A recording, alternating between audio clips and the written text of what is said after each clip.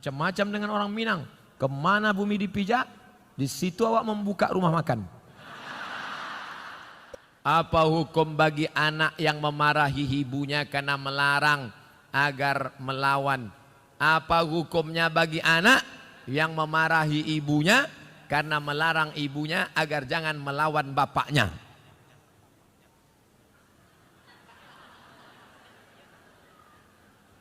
Ibu bapak mesti berpikir baik-baik. Anak tuh ada kan karena hubungan ibu bapak baik dulu kan. Kalau tak baik mana mungkin dia ada. Sekarang setelah dia ada, kenapa dia yang jadi korban? Ibu marah, otomatis dia marah. Anak ini melawan. Dan kalian sebagai anak tak boleh kalian lawan ibu ayah. Tak boleh, walaupun dia kafir, tak boleh.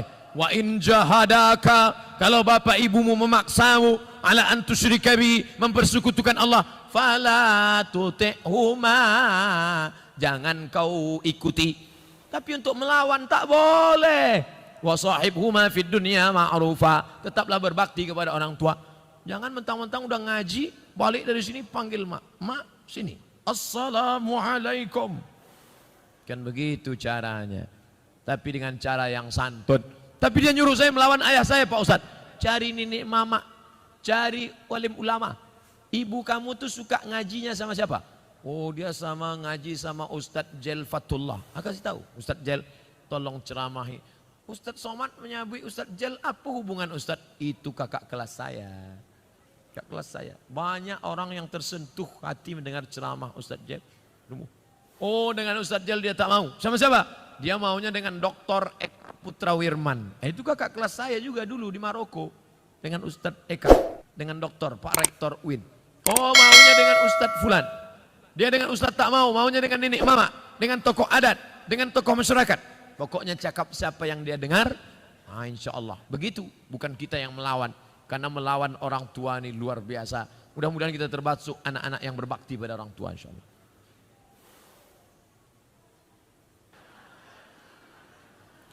Apakah memperingati hari besar Islam itu bid'ah?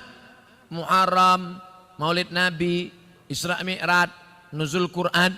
Kalau memperingati Muharram ini bid'ah, maka yang mengundang masuk neraka, yang diundang masuk neraka, yang paling panas nerakanya yang ceramah.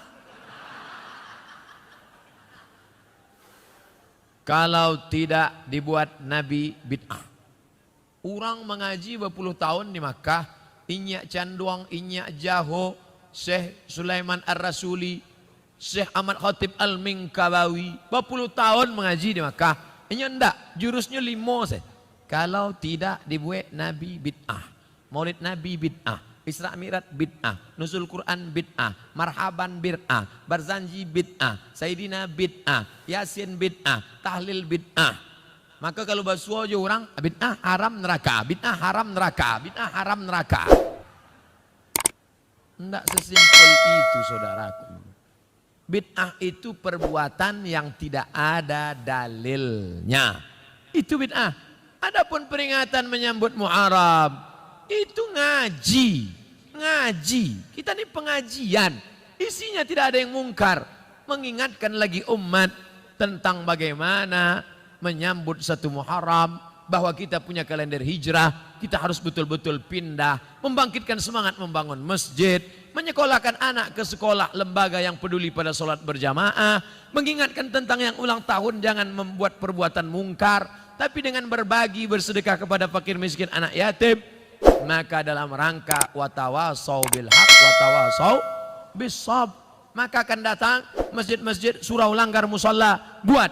Ini habis satu Muharram, Safar, Rabiul Awal. Acara Rabiul Awal, buat Maulid Nabi dengan cara peringatan Maulid Nabi, puncaknya tanggal sekian.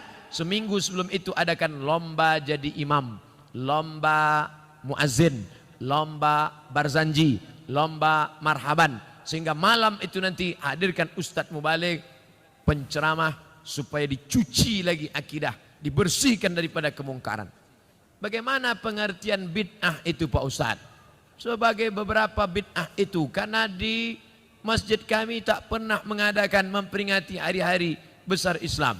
Peringati hari besar Islam, undang alim ulama, adakan pengajian, adapun definisi bid'ah, kalau tidak ada dalil maka bid'ah. Selama ada dalil umum, selama masih dipayungi oleh tausiah, isi kajiannya adalah tausiah. Nanti maulid Nabi, tausiahnya tentang akhlak-akhlak Nabi, tentang sejarah Nabi.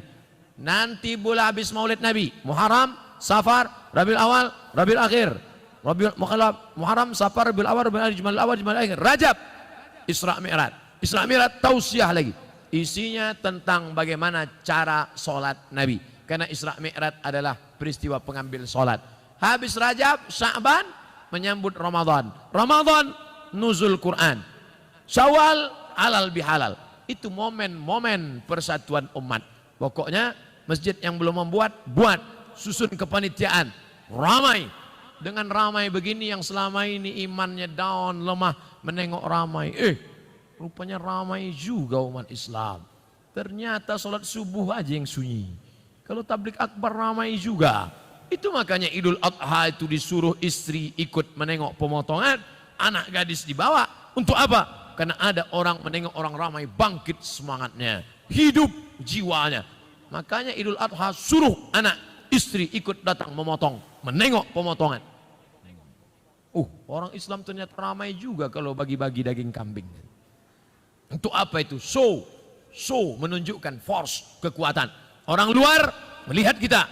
Ini kalau video ini di-share, tunjukkan bagaimana yang di luar sana menonton lewat layar, share ke seluruh Indonesia, share ke seluruh dunia.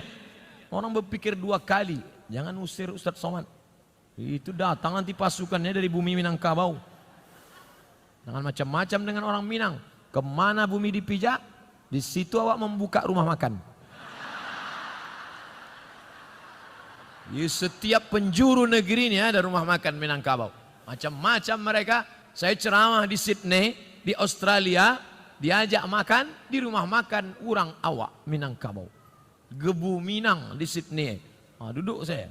Ustaz Somad, senyum-senyum. Ya, ambolah lama di Australia. Labara tahun Pak, 35 tahun di siko Ustaz. Orang kita di mana-mana ada berada. Oleh sebab itu maka ini adalah syiar kekuatan. Bangkitkan semangat. Saya sudah ceramah 1 jam 30 menit, 90 menit. Anak-anak muda dari tadi tetap tegak berdiri. Bayangkan itu. Pahalanya mudah-mudahan berlipat ganda insyaAllah.